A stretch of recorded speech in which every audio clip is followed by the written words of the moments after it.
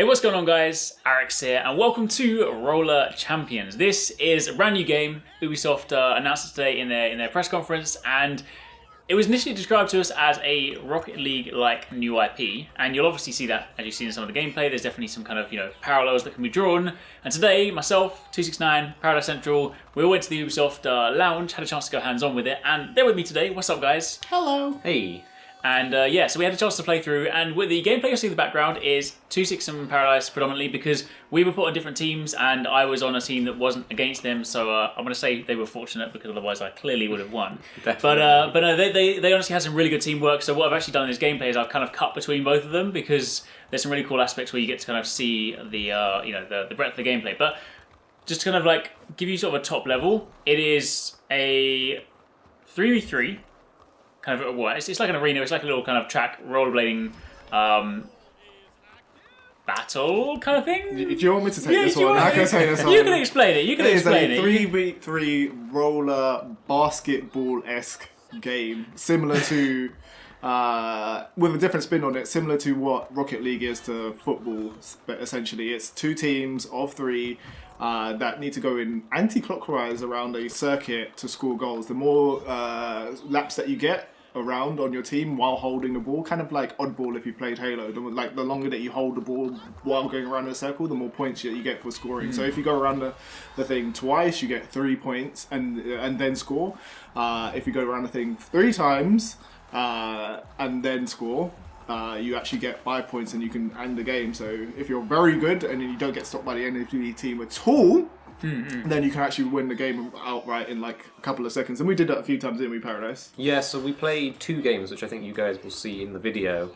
And we were learning as we were going. Yeah. And we discovered a few things towards the end of our last match, just to do with like different passing mechanics and some extra things that you could do.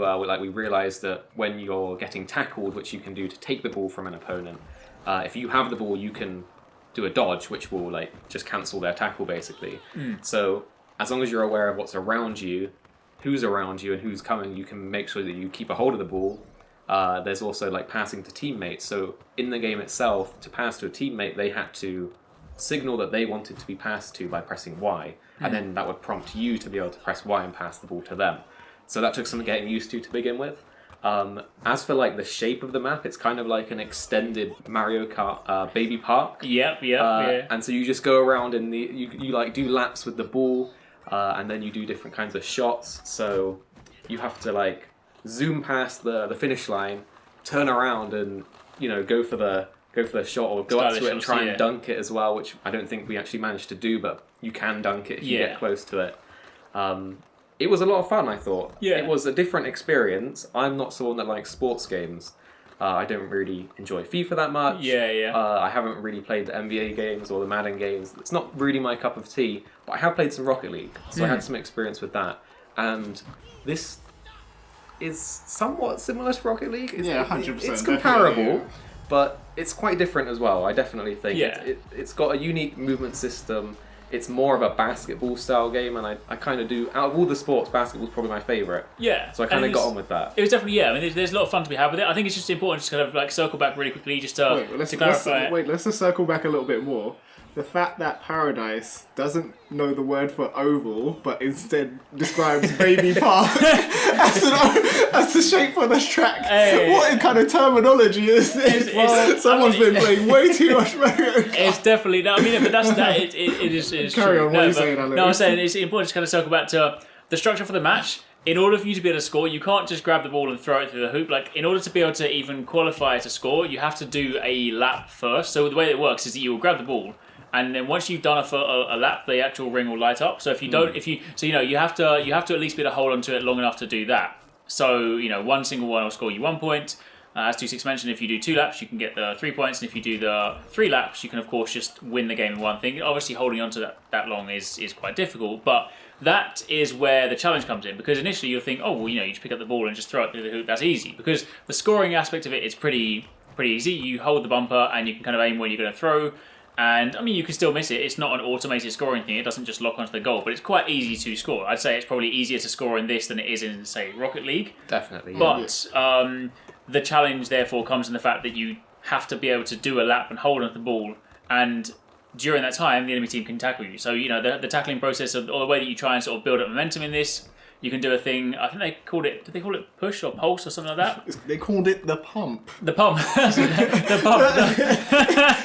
You That's got to pump it. Yeah, they called it the pump, and basically, when you got up the wall, you then kind of go into like a crouch position, which then gives you the, aerodynamics to go down faster, and then you let go of it when you're trying to sort of climb the wall. So you basically build up this fast momentum. So when you get that, and bear in mind the fact that when you're darting down the court, you're not necessarily going to be able to see behind you. I mean, you can move the camera around, but people can very easily come and tackle you. So to actually hold onto the ball for an entire lap is actually quite challenging, especially if people know what they're doing.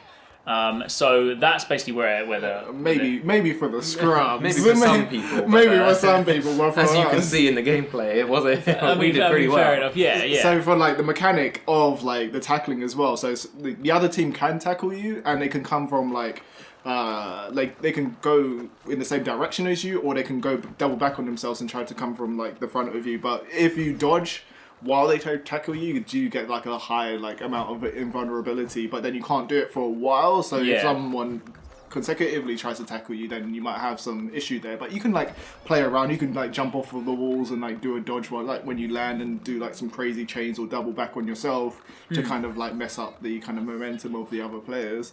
And you can like pass the teammates, right, to like get around that also. So one thing that we didn't mention is that when you take the ball from the opposing team, it removes all of the progress of the lap that they have. Yes. So even if they're on their third lap and they miss the shot and you pick up the ball, it completely removes all of their laps, and you start your lap on your team. Mm-hmm. So you've got to really make sure that you or one of your teammates always has that ball if you're, going for the 3 laps or the 2 laps. Yes. Yeah, 100%, exactly. I think, but I mean, overall, like, it's definitely a lot of fun to play. It's very easy to kind of pick up. I will say there's probably a couple of things that we thought from like a feedback point of view that would have been nice to have seen. So in a game like this where it's all about style, you can taunt and you can do like emotes and stuff, but they don't actually have any gameplay impact. So there's no ability to be able to do anything like, say, an actual trick, or at least from what we gathered, unless there were some secret buttons they didn't tell us about. But from what we gathered, there's no ability to be able to perform a trick to then get like a boost, or to to enhance you in any way in the game. So in something where you're flipping up and jumping over and doing all these kind of crazy moves, it would be nice to be able to have a slightly more trick focused aspect to it.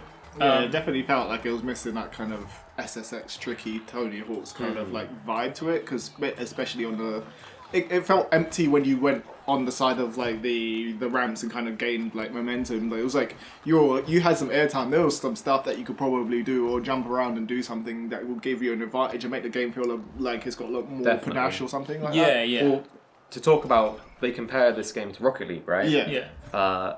And in Rocket League, when you do tricks, you get your boost bar filled up by a certain amount based on how many tricks you've done while in the air. So you do a trick, you land, and you get like half your boost, and then you boost towards the goal.